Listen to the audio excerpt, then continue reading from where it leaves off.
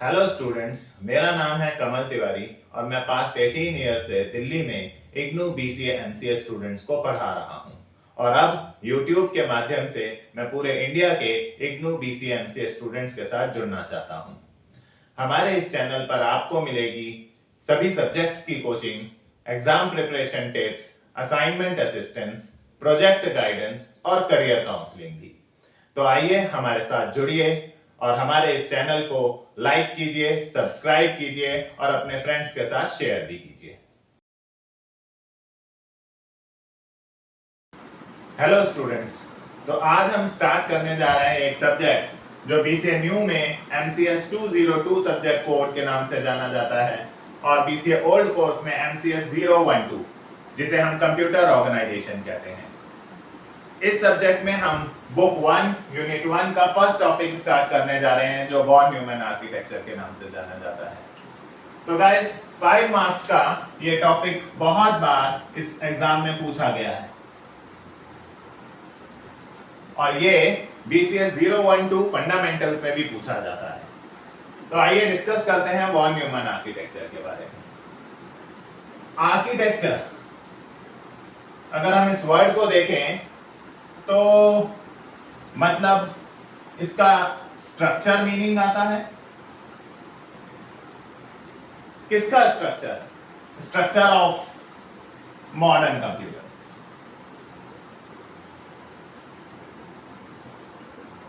आज जितने भी मॉडर्न कंप्यूटर्स हमारे पास हैं, चाहे वो लैपटॉप हो चाहे कोई भी कंप्यूटर हो, उसका स्ट्रक्चर, उसका आर्किटेक्चर मतलब उसके कंपोनेंट्स, उसमें क्या क्या पार्ट्स होंगे, उन पार्ट्स की क्या क्या वर्किंग होगी, ये सब एक फेमस साइंटिस्ट थे जिनका नाम था जॉन वॉन न्यूमैन। इन्होंने बताया कि एक मॉडर्न कंप्यूटर्स के अंदर क्या क्या पार्ट होने चाहिए और उन पार्ट्स की वर्किंग क्या क्या होगी। यही हमें इस स्ट्रक्चर में पढ़ना है। कंपोनेंट्स यानी पार्ट्स एंड देयर वर्किंग। आज के सभी मॉडर्न कंप्यूटर्स इसी पर बेस्ड हैं। 1945 में न्यू जर्सी यूएसए में जॉन वॉन न्यूमैन ने इस वॉन न्यूमैन आर्किटेक्चर को इन्वेंट किया था। इन्होंने बताया कि मॉडर्न कंप्यूटर्स में क्या क्या पार्ट्स हैं। आइए देखते हैं।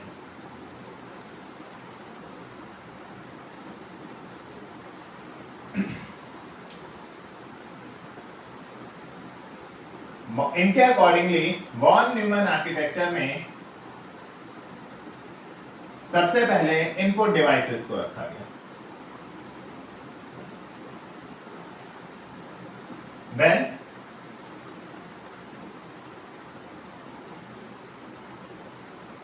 सीपीयू,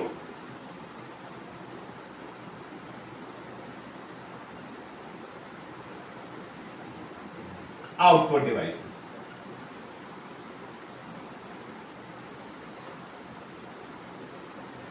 मेजरली 4 कंपोनेंट्स इन्होंने बताए एक मॉडर्न कंप्यूटर्स के।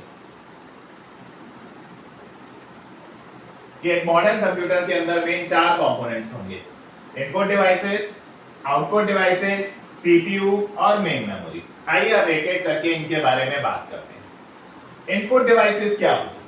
इनपुट डिवाइसेस वो डिवाइसेस हुए जिनके थ्रू हम कीबोर्ड, माउस वगैरह, जिनके थ्रू हम लोग कंप्यूटर को डेटा इनपुट देते हैं, इंस्ट्रक्शंस इनपुट देते हैं। तो ये वो डिवाइसेस हैं जिनके थ्रू डेटा या हमारे दिए हुए इंस्ट्रक्शंस कंप्यूटर तक पहुंचते हैं। डेटा तो हमें समझ में आता है, रॉ फैक्ट्स हुआ, कुछ किसी का नाम डाल दिया, कोई नंबर डाल दिया, ये सब आप कीबोर्ड से वगैरह से टाइप करते हैं, ये डेटा हुआ। इंस्ट्रक्शन को कैसे समझेंगे आप लोग? हम कंप्यूटर को इंस्ट्रक्शंस भी देते हैं। जी हाँ, अभी के लिए आप ये मानिए कि सपोज हमारे डेस्कटॉप पर कोई आइकन दिख रहा है, कोई सॉफ्टवेयर दिख रहा है, आप माउस से उस पर डबल क्लिक करते हैं या आप उस पर कीबोर्ड से एंटर प्रेस करते हैं, तो आप बेसिकली कंप्यूटर से, ऑपरेटिंग सिस्टम से कह रहे होते हैं कि इसे प्ले कीजिए। आप एक इंस्ट्रक्शन दे रहे हैं कि सॉफ्टवेयर को प्ले कीजिए, इस गाने को प्ले कीजिए, इस वीडियो को प्ले कीजिए। ये इंस्ट्रक्शन है और ये इंस्ट्रक्शन भी आप ना सिर्फ नाम, डेटा, ये सब चीजें कीबोर्ड माउस से देते हैं, इंस्ट्रक्शन भी हम कीबोर्ड माउस से दे रहे हैं। तो इंस्ट्रक्शंस और डेटा सारी इनपुट डिवाइसेस से दी जाती हैं। So these are used to give data या इंस्ट्रक्शंस टू अ कंप्यूटर। एक कंप्यूटर को डेटा या इंस्ट्रक्शंस देने के लिए इनका इस्तेमाल किया जाता है। एग्जांपल में आप कीबोर्ड, माउस, और भी बहुत होते हैं, बट अभी एग्जांपल के लिए आप कीबोर्ड और माउस ले सकते हैं। अब जब आपने यहां से कुछ डेटा टाइप करके कंप्यूटर को दिया, या आपने माउस से किसी चीज पे डबल क्लिक करके इंस्ट्रक्शन दी, या कीबोर्ड से किसी आइकन पर एंटर प्रेस करके उसको प्ले करा, गेम को प्ले करा, सॉन्ग को प्ले करा, आपने इंस्ट्रक्शन दी, तो वो एग्जीक्यूट होने के लिए किसके पास जाती है? सीपीयू के पास। इस सीपीयू को हम लोग नॉर्मली प्रोसेसर भी कहते हैं। प्रोसेसर, इस प्रोसेसर के अंदर तीन मेजर पार्ट्स माने गए हैं। The first one is called control unit, जिसे सीयू भी कहा जाता है। Second one is called arithmetic logic unit, जिसे हम शॉर्ट फॉर्म में एएलयू भी कहते हैं। And the third one is registers, जो इंटरनल मेमोरी होती है सीपीयू की। सीपीयू छोटे से प्रोसेसर के अंदर भी अपनी एक इंटरनल मेमोरी होती है, जिसे रजिस्टर्स कहा जाता है। ये तीन मेन पार्ट्स होते हैं एक प्रोसेसर के अंदर: control unit, arithmetic unit, arithmetic logic unit और रजिस्टर्स। तो जब आपकी इंस्ट्रक्शन सीपीयू तक पहुंची, तो सीपीयू का काम क्या होता है? देखिए, सीपीयू का जो मेन काम होता है, अगर हम बात करें, तो सीपीयू का जो मेन काम है वो है instruction. The main responsibility of CPU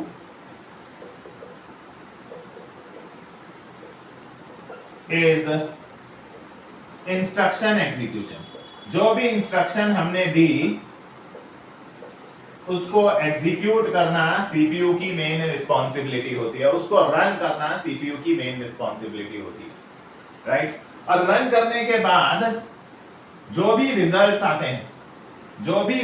आते हैं, या जिन्हें आप आउटपुट भी कह सकते हैं, वो आउटपुट यहाँ आउटपुट डिवाइसेस पर भेज दिए जाते हैं, और उन रिजल्ट्स को हम तक शो करने का काम आउटपुट डिवाइसेस करते हैं। So these are used to show the results obtained after processing the instructions को प्रोसेस करने के बाद ये हमें रिजल्ट्स शो करते हैं। एग्जाम्पल के लिए आप मॉनिटर कह सकते हैं, आउटपुट डिवाइस है जिस पर आपको आउटपुट मिलता है। आप प्रिंटर कह सकते हैं, आउटपुट डिवाइस है, आपको प्रिंटिंग एक व्हाइट पेपर पे प्रिंट आउट के तौर पर आपको आउटपुट मिलता है। अगर कोई सॉन्ग आपने प्ले करने की इंस्ट्रक्शन दी है, तो उसका आउटपुट आपको स्पीकर पर मिलेगा। इस तरह आउटपुट डिवाइसेस का भी अपना रोल है, राइट? तो इनपुट डिवाइसेस के थ्रू कोई डेटा या इंस्ट्रक्शंस सीपीयू तक पहुंचाई जाती है। सीपीयू का मेन रिस्पॉन्सिबिलिटी होता है उस इंस्ट्रक्शन को एग्जीक्यूट करना, और इंस्ट्रक्शंस को एग्जीक्यूट करने के बाद आउटपुट डिवाइसेस पर उन रिजल्ट्स को भेज दिया जाता है, जो आउटपुट डिवाइसेस उन आउटपुट्स को हमें शो करते हैं, राइट? अब सीपीयू का मेन काम है इंस्ट्रक्शन एग्जीक्यूशन करना। एक्चुअल में सीपीयू के तीन पार्ट्स हैं: control unit, arithmetic unit, logic unit and registers. इन तीनों का भी कलेक्टिव काम तो एक ही बोलेंगे, आपके इंस्ट्रक्शन एग्जीक्यूशन करना है। लेकिन अगर हम थोड़ा डिटेल में अंदर जाएं, तो आइए इन पर भी बात करते हैं। तो मेन जो पार्ट है जिसका एक्चुअल में काम है अरिथमेटिक लॉजिकल यूनिट, इसका मेन काम है इंस्ट्रक्शंस को एग्जीक्यूट करना। ये है जो आपके इंस्ट्रक्शंस को एग्जीक्यूट करती है। यानी एएलयू जो है एक्चुअल में इंस्ट्रक्शन एग्जीक्यूशन ये करता है। ये है वो सर्किट हमारे सीपीयू का जिसका काम, जिसकी रिस्पॉन्सिबिलिटी इंस्ट्रक्शंस को रन करने की है, राइट। लेकिन फिर ये क्या कर रहा है, रजिस्टर्स की काम क्या है? देखिए, हम लोग जो भी प्रोग्राम्स, जो भी सॉफ्टवेयर्स अपने कंप्यूटर में इंस्टॉल करते हैं वो कहाँ होते हैं? वो परमानेंटली इंस्टॉल होते हैं जाकर हार्ड डिस्क पर। हार्ड डिस्क एक ऐसा एरिया है जिसमें आप जो भी प्रोग्राम्स, जो भी सॉफ्टवेयर्स अपने कंप्यूटर में इंस्टॉल करते हैं वो सारे के सारे वहां पर हार्ड डिस्क में इंस्टॉल रहते हैं। लेकिन उन्हें प्ले नहीं कर रहा होता है सीपीयू, क्योंकि सीपीयू सिर्फ और सिर्फ उन्हीं चीजों को प्ले करता है जो मेन मेमोरी में होती है, जो रैम में होती है। इस मेन मेमोरी को ही हम रैम कहते हैं। तो जो चीजें मेन मेमोरी में होती हैं, जो चीजें रैम में होती हैं, सीपीयू सिर्फ उनको एग्जीक्यूट करता है। तो वो हार्ड डिस्क से रैम तक आती कैसे? आप ही तो इंस्ट्रक्शंस देते हैं। आप किसी सॉन्ग पर डबल क्लिक करते हैं, आपने इंस्ट्रक्शन दी कि इस सॉन्ग को प्ले कर दो। बेसिकली आप ऑपरेटिंग सिस्टम से रिक्वेस्ट कर रहे होते हैं कि इसे हार्ड डिस्क में से ढूंढो और ले जा करके रैम में लोड कर दो। तो वो ऑपरेटिंग सिस्टम उस प्रोग्राम को आपके क्लिक करने पर हार्ड डिस्क में ढूंढता है और ला करके रैम में लोड कर देता है, जहां से सीपीयू उसे उठाकर अपने रजिस्टर्स में मंगवा लेता है। एक्चुअल में अरिथमेटिक लॉजिकल यूनिट द्वारा जो भी इंस्ट्रक्शंस, जो भी प्रोग्राम्स रन किए जाते हैं वो inside its own memory called registers में ही किए जाते हैं। रैम से उठाकर वो अपने पास मंगवाता है, अपनी इंटरनल मेमोरी में मंगाता है, जिसे रजिस्टर्स कहते हैं। ये रजिस्टर्स कई टाइप के होते हैं, आगे आगे हम लोग पढ़ेंगे। तो एएलयू द्वारा जो भी प्रोग्राम, जो भी इंस्ट्रक्शंस रन की जाती हैं वो रैम में नहीं, रैम से अपने इंटरनल मेमोरी रजिस्टर्स में मंगाई जाती है, और यहां पर एक्चुअली में आपके इंस्ट्रक्शन का, आपके प्रोग्राम का एग्जीक्यूशन होता है। तो रजिस्टर्स सीपीयू की इंटरनल मेमोरी है, जहां पर इंस्ट्रक्शन एग्जीक्यूशन कौन कर रहा है? एएलयू। लेकिन हो कहां रहा है?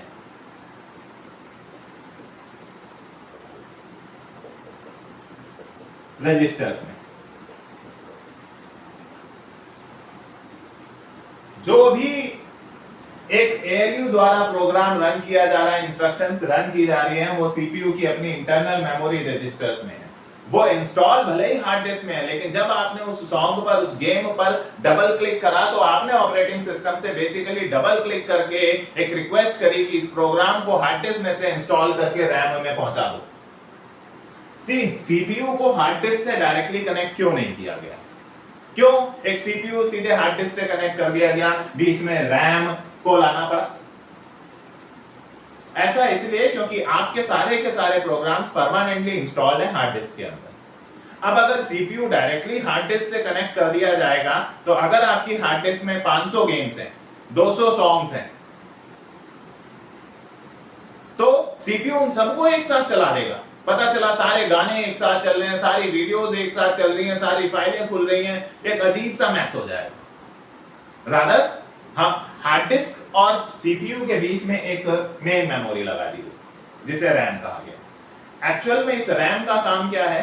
आप जो भी प्रोग्राम वहां से हार्ड डिस्क से प्ले करेंगे, जो भी प्रोग्राम आप डबल क्लिक करके एंटर प्रेस करने पर ऑपरेटिंग सिस्टम से कहेंगे, ऑपरेटिंग सिस्टम उसको ढूंढ करके लाकर मेन मेमोरी में लोड कर देगा। हार्ड डिस्क में से उठाकर लाकर मेन मेमोरी में लोड कर देगा, और यहां मेन मेमोरी से वो अपने पास बुला बुलाकर रजिस्टर्स में एग्जीक्यूट कर लेगा। ये जो आखिर सीपीयू को रजिस्टर्स की जरूरत क्यों पड़ी एग्जीक्यूशन करने के लिए? अब मुद्दा ये आया कि वो मेन मेमोरी क्यों नहीं यूज कर लेता, राइट? अगर मैं आपसे बोलूं कि सपोज कोई दो नंबर लीजिए, सपोज 725 और 638, और इन दोनों को मल्टीप्लाई कीजिए। करिए, आप लोग करिए जरा मल्टीप्लाई बिना कैलकुलेटर।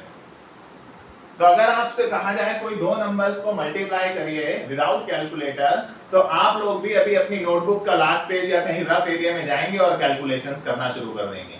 आपके पास एक नेचुरल ब्रेन है जिसे ये सीपीयू का है आपके पास, फिर भी आपको एक रफ एरिया की जरूरत पड़ती है 725 और 638 को मल्टीप्लाई करने के लिए। एक रफ एरिया चाहिए जहां आप कैलकुलेट कर कर आंसर मुझे देंगे, जबकि आपके पास एक नेचुरल सीपीयू है। तो ये तो एक प्रोसेसर है, एक मशीन है, एक सर्किट है, क्या इसे एक एरिया नहीं चाहिए जहां पर ये अपनी कैलकुलेशंस करे, वो सारा का सारा काम कैलकुलेट करके आपके इंस्ट्रक्शंस को रन करे? रजिस्टर्स इसकी वो अपनी रफ एरिया, वो अपना इंटरनल एरिया है जो ये अपने पर्सनल यूज के लिए इंस्ट्रक्शन एग्जीक्यूशन के दौरान करता है। ये क्योंकि प्रोसेसर का इंटरनल पार्ट है इसलिए सबसे स्मॉलेस्ट मेमोरी होती है, लेकिन स्पीड में सबसे फास्टेस्ट है क्योंकि इसे कंप्यूटर में लगे सबसे फास्टेस्ट सर्किट के साथ, सबसे फास्टेस्ट पार्ट के साथ काम करना होता है। तो मेन मेमोरी से उठाकर वो रजिस्टर्स पे लाता है क्योंकि स्पीड के कंपैरिजन में registers are faster than main memory. अगर एएलयू रैम से लेकर काम करेगा तो रैम की स्पीड एएलयू की स्पीड से बहुत स्लो होती है, राइट? तो उसका टाइम वेस्ट होगा, सीपीयू की यूटिलाइजेशन नहीं होगी। रादर यहां से उठा के रजिस्टर्स में ऑपरेटिंग सिस्टम लोड करता रहता है और सीपीयू उन्हें एग्जीक्यूट करता रहता है और रिजल्ट कई बार मेन मेमोरी में वापस भेज दिया जाता है और कभी-कभी आउटपुट डिवाइसेस पर भी डायरेक्टली भेज दिया जाता है। It depends on the program. तो यहां से वो उठा कर हम इंटरनल मेमोरी में लाता रहता है और वहां पर एग्जीक्यूट कर आउटपुट या तो मेन मेमोरी में या आउटपुट डिवाइसेस पर भेजता रहता है। तो अगर हम देखें तो वॉन न्यूमन ने बोला, ये तो वॉन न्यूमन का पूरा एक स्केच है जो आपको एग्जाम में बनाना पड़ेगा। आप मेरी तरह ऐसे थ्योरी बीच में मत लिखिएगा, पहले आप एक नीट क्लीन डायग्राम बनाइए। देखिए 5 मार्क्स का क्वेश्चन है तो 5 मार्क्स से क्वेश्चन को अटेम्प्ट करने के लिए भी एक तरीका है। ये हम टीचर्स का प्रोसेस है, जैसे हम डायग्राम को स्केच करते हैं तो डायग्राम के अंदर ही बीच में कहीं कंटेंट लिख देते हैं। एग्जाम में आप लोग पहले एक नीट एंड क्लीन डायग्राम लिखिए और इस डायग्राम को बना लेने के बाद नीचे एक पॉइंट की हेडिंग डालते हुए उसको एक्सप्लेन करते हुए चलिए। तो अगर हम इस पूरे को समाप्त करें तो इनपुट डिवाइसेस से आपका डेटा या इंस्ट्रक्शंस यहां सीपीयू के पास, प्रोसेसर के पास पहुंची।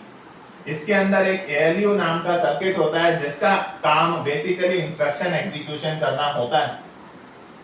ये इंस्ट्रक्शन एग्जीक्यूशन करने के लिए एक मेमोरी यूज करता है जिसका नाम रजिस्टर्स होता है। ये इस पूरे सीपीयू की अपनी इंटरनल एक छोटी सी मेमोरी होती है। जो भी कैलकुलेशंस, जो भी इंस्ट्रक्शंस एग्जीक्यूट होती हैं एएलयू के द्वारा वो इसी रजिस्टर्स में होती हैं, राइट?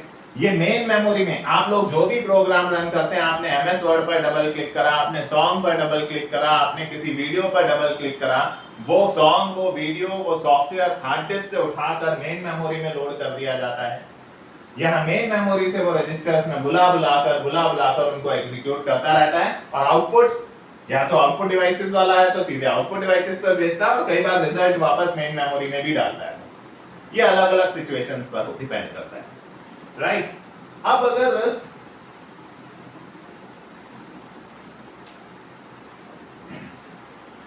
अगर हम इस कंट्रोल यूनिट पर बात करें कि आखिर ये कंट्रोल यूनिट क्या कर रही है। देखिए अरिथमेटिक लॉजिक यूनिट द्वारा जो भी काम हो रहा है वो रजिस्टर्स के अंदर हो रहा है, इंस्ट्रक्शन एग्जीक्यूशन उसकी अपनी इंटरनल मेमोरी में हो रहा है। तो ये कंट्रोल यूनिट यहाँ क्या कर रही है? नाम से नहीं लग रहा आपको? कंट्रोलर किसको कंट्रोल करने वाली? एएलयू को और रजिस्टर्स।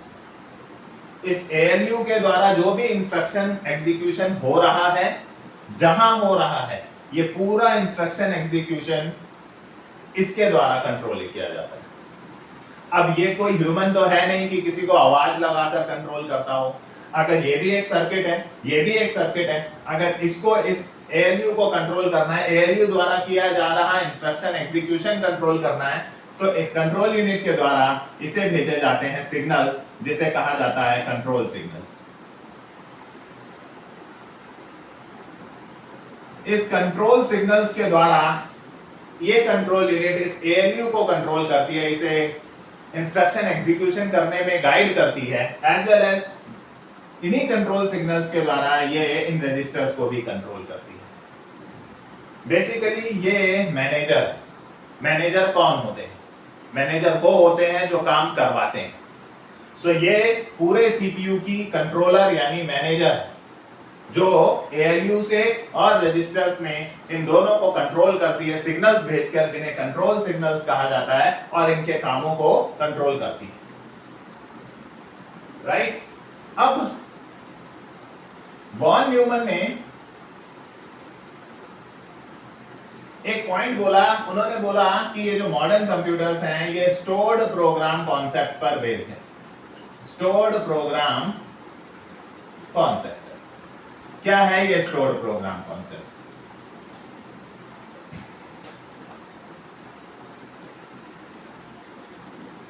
आपने अभी इस स्केच में देखा कि एक मेन मेमोरी थी, सारा डेटा भी उसी में था और सारे प्रोग्राम्स भी उसी में थे।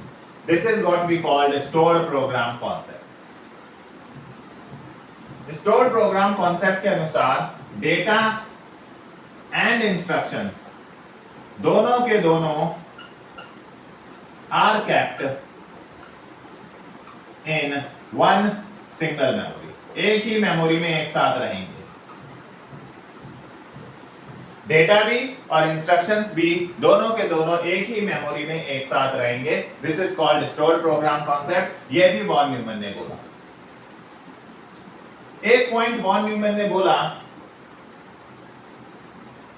कि जो इंस्ट्रक्शन एग्जीक्यूशन का काम होगा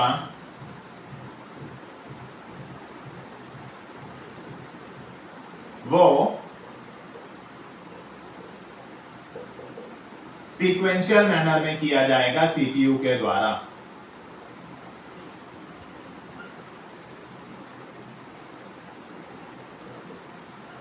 सीक्वेंशियल मैनर का मतलब क्या हो गया? सीक्वेंशियल मैनर का मतलब हो गया वन आफ्टर अनदर या वन बाय वन, आप जो कहना चाहें। उन्होंने बोला सीपीयू जो है वो एक सीक्वेंशियल डिवाइस है। ये क्या बोल रहे हैं? अगर सीपीयू एक सीक्वेंशियल डिवाइस है और ये सारी इंस्ट्रक्शंस को एक के बाद एक एग्जीक्यूट करता है, तो यार मैं तो अपने लैपटॉप में, मैं तो अपने कंप्यूटर में सॉन्ग भी प्ले कर लेता हूं। साथ साथ सॉन्ग प्ले करके मैंने उसे मिनिमाइज करा, गाना बज रहा है, साथ साथ मैंने ब्राउजर खोला कि चल यार थोड़ा इंस्टाग्राम या फेसबुक चेक कर लो एक बार। सॉन्ग चल रहा है, मिनिमाइज कर रखा है मैंने, लेकिन मैंने एमएस वर्ड भी खोल लिया, एमएस वर्ड में कोई काम कर लिया, डॉक्यूमेंट बनाना शुरू कर दिया। मैंने ब्राउजर खोल लिया, ब्राउजर में फेसबुक, इंस्टाग्राम चेक करना शुरू कर दिया। मेरे कितने प्रोग्राम्स चल रहे हैं? मेरा एमएस वर्ड चल रहा है जिसमें मैं बायोडाटा वगैरह बना रहा हूँ, मेरा ब्राउजर चल रहा है जिसमें मैं फेसबुक, इंस्टाग्राम चला रहा हूँ, मेरा मीडिया प्लेयर चल रहा है जिसमें सॉन्ग्स प्ले हो रहे हैं। तीनों एक साथ चल रहे हैं। बट सीपीयू तो सीक्वेंशियल डिवाइस है जो कि इंस्ट्रक्शंस को सीक्वेंशियल मैनर में रन करता है, आपके प्रोग्राम्स को सीक्वेंशियल मैनर में रन करता है। लेकिन या तो ये बात गलत दे रखी है या हम गलत बोल रहे हैं कि सीपीयू अगर सीक्वेंशियल डिवाइस है तो यार हम तो 3-3 4-4 काम एक साथ कर रहे होते हैं। वर्ड भी चला रहे हैं, ब्राउजर भी चला रहे हैं, सॉन्ग भी चला रहे हैं, वीडियो भी चला रहे हैं। ये मल्टीपल काम एक साथ कैसे हो रहे हैं? क्या सीपीयू सीक्वेंशियल डिवाइस नहीं है? क्या वॉन न्यूमन ने गलत बोला है? जी नहीं, ये एक्चुअली एक इल्यूजन है जो सीपीयू की स्पीड की वजह से आपको होता है। एक्चुअल में सीपीयू एक सीक्वेंशियल डिवाइस आज भी है, अभी भी है, अभी तक है। वो आज भी एक एक करके ही चीजों को एग्जीक्यूट करता है, लेकिन आपको लगता है कि वो चीजें एक साथ हो रही हैं। कैसे? इसे देखिए, कॉन्करेंसी कहते हैं। कैसे? कि आपने एक प्रोग्राम चलाया, सपोज कोई सॉन्ग, मीडिया प्लेयर चला, राइट? उसके बाद आपने वर्ड खोल लिया बायोडाटा बनाने के लिए, एमएस वर्ड चला, दूसरा प्रोग्राम हो गया।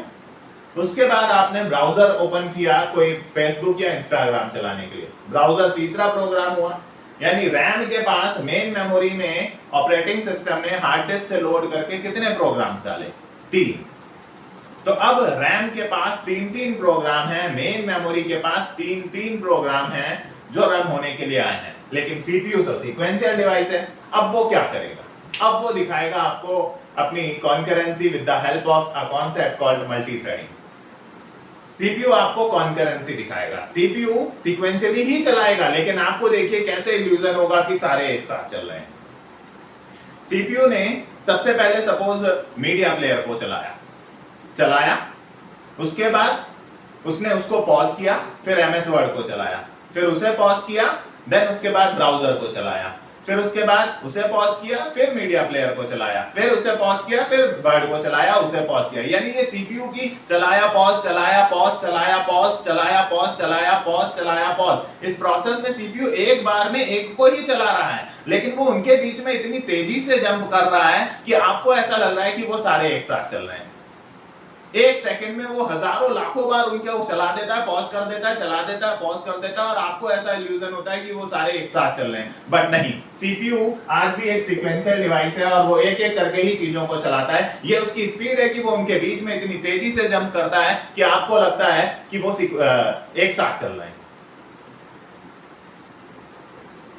तो जो जो प्रोग्राम्स आपने चलाए वो मेन मेमोरी में लोड हुए, उन्हें रजिस्टर्स में लाया, चलाया, पॉज, चलाया, पॉज, चलाया, पॉज, चलाया, पॉज, चलाया, पॉज। ये स्पीड है सीपीयू की, वो इतनी क्विकली उनके बीच में जंप कर रहा है कि आपको लग रहा है कि वो सारे एक साथ चल रहे हैं।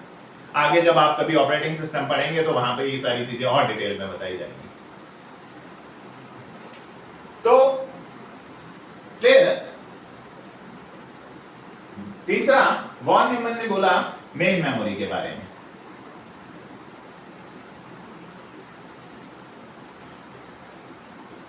जिसे आप रैम भी कहते हैं। अगर हम रैम के बारे में बोलें तो क्या है, मैंने अभी आपको बोला कि जो भी प्रोग्राम आप डबल क्लिक करके प्ले करते हैं या कीबोर्ड से एंटर प्रेस करके प्ले करते हैं, बेसिकली ऑपरेटिंग सिस्टम उसे हार्ड डिस्क में से ढूंढ कर मेन मेमोरी में लाके लोड कर देता है। क्यों? क्योंकि सीपीयू मेन मेमोरी से ही चीजें अपने रजिस्टर्स में ला के एग्जीक्यूट करता है। सीपीयू हार्ड डिस्क से कनेक्ट नहीं होता कि वो वहां से उठा कर लाए, क्योंकि हार्ड डिस्क में सारी चीजें हैं, वो तो सारी चीजें उठाने लगेगा। वो मेन मेमोरी से चीजें ला कर रजिस्टर्स में रन करता है, मेन मेमोरी से चीजें ला के रजिस्टर्स में रन करता है। तो जो भी आप डबल क्लिक या एंटर प्रेस करके रन करते हैं, प्ले करते हैं, वो रैम में लोड होता है। इसका मतलब रैम में क्या है, मेन मेमोरी में क्या है? रैम में, मेन मेमोरी में वो प्रोग्राम्स हैं जो सीपीयू से आप चलाना चाहते हैं, जिन पर आपने डबल क्लिक करा है। तो अगर मैं ये लिखूं कि it contains the currently running programme,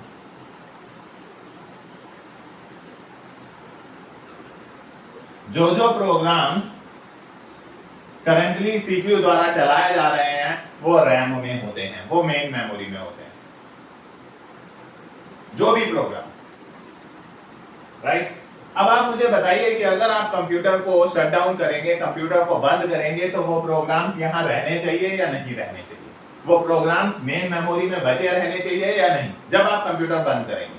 देखिए, जब आप कंप्यूटर को शट डाउन करेंगे तो इसका मतलब अंदर जो प्रोसेसर लगा हुआ है, जो सीपीयू लगा है, वो भी काम करना बंद कर देगा। अगर सीपीयू, वो प्रोसेसर काम करना बंद कर देगा तो इस मेन मेमोरी में जो प्रोग्राम्स रखे थे उनका पर्पस क्या है? आपने वर्ड ब्राउजर या मीडिया प्लेयर चलाया, उसका पर्पस क्या है? इसका पर्पस ज्यादा कि उन्हें सीपीयू एग्जीक्यूट करे। लेकिन जब सीपीयू ही बंद हो गया तो उन प्रोग्राम्स का कोई यूज नहीं। तो मेन मेमोरी जो होती है ये वोलेटाइल नेचर की होती है, जिसका मतलब है जैसे ही आप अपने कंप्यूटर को शट डाउन करेंगे, इसमें रखा हुआ सारे प्रोग्राम्स सब इरेज हो जाए।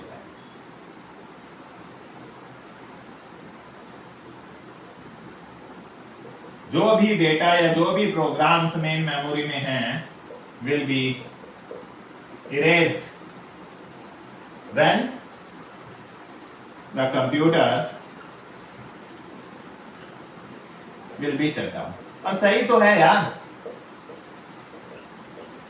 जब आप कंप्यूटर बंद कर रहे हैं मतलब आप चाहते हैं कि सीपीयू अब चीजों को एग्जीक्यूट ना करे। जब आप सीपीयू से चीजें एग्जीक्यूट ही नहीं करवाना चाहते तो सीपीयू जहां से उठा के चीजें एग्जीक्यूट कर रहा है मेन मेमोरी से, उनमें भी प्रोग्राम्स रखने का क्या फायदा? जब नेक्स्ट टाइम आप कंप्यूटर ऑन करेंगे तो जब आप जिस पर प्ले करेंगे, जिस पर एंटर प्रेस करेंगे, जिस पर डबल क्लिक करेंगे, उसको हार्ड डिस्क से उठाकर मेन मेमोरी में ले आएंगे ना।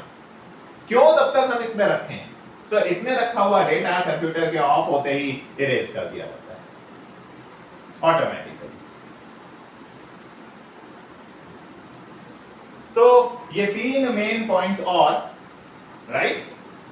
स्टोर्ड प्रोग्राम कॉन्सेप्ट जो कहता है कि मॉडर्न कंप्यूटर्स में एक मेन मेमोरी होगी, उसी के अंदर सारा डेटा और सारे इंस्ट्रक्शंस होंगे। दूसरा कि इंस्ट्रक्शन एग्जीक्यूशन जो सीपीयू के द्वारा किया जाता है वो सीक्वेंशियल मैनर में होता है, मतलब वन आफ्टर अनदर। मैंने आपको बताया सीपीयू कैसे सारे प्रोग्राम्स के बीच में जंप कर करके, चलाया, पॉज करके उनको रन करता है। And the third one is main memory.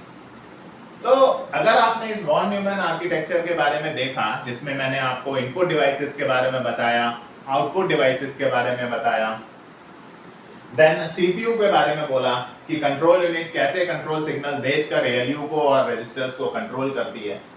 Main आपकी प्रोग्राम्स को, आपके इंस्ट्रक्शंस को रन करने की रिस्पॉन्सिबिलिटी एएलयू की होती है। ये सारी चीजें, इंस्ट्रक्शंस वगैरह वो रन कहाँ करता है? अपनी इंटरनल मेमोरी में, जिसे रजिस्टर्स कहा जाता है। आप जो भी प्रोग्राम प्ले करते हैं, आप जो भी प्रोग्राम रन करते हैं डबल क्लिक करके या एंटर प्रेस करके, वो हार्ड डिस्क में होता है, क्योंकि सारी चीजें इंस्टॉल हार्ड डिस्क में होती हैं। बट आपके प्ले करने पर, आपके रन करने पर वो उठकर मेन मेमोरी में आती है, और मेन मेमोरी से फिर वो अपने रजिस्टर्स में बुलवा बुलवा के उन चीजों को एग्जीक्यूट करता है। तो ये था वॉन न्यूमैन आर्किटेक्चर, जो 5 मार्क्स का होता है। ठीक है गाइस, तो आप पेपर में जब भी इस वॉन न्यूमैन आर्किटेक्चर को एक्सप्लेन करें तो पहले एक पूरा स्केच ड्रॉ करें, उसके बाद इनपुट डिवाइसेस को एक्सप्लेन करें, आउटपुट डिवाइसेस को एक्सप्लेन करें, फिर सीपीयू का काम बताएं कि इसकी जो प्राइमरी जॉब होती है वो इंस्ट्रक्शंस को एग्जीक्यूट करने की होती है। फिर बताइए कि उसके 3 पार्ट्स होते हैं, कंट्रोल यूनिट, एएलयू और रजिस्टर्स। फिर उन तीनों को एक्सप्लेन करिए। फिर स्टोर्ड प्रोग्राम कॉन्सेप्ट को समझाइए, इंस्ट्रक्शन एग्जीक्यूशन के बारे में बात कीजिए, और मेन मेमोरी यानी रैम के बारे में बात करिए। तो 5 मार्क्स का आई थिंक इतना इनफ होगा आपके पेपर के लिए। आप लोग एक नोटबुक बनाइए, उसमें ये सारा कॉन्सेप्ट सिस्टमैटिकली लिखिए। मिलते हैं, तब तक हम लोग नेक्स्ट क्लास में नेक्स्ट वीडियो के साथ नए टॉपिक में। Thank you.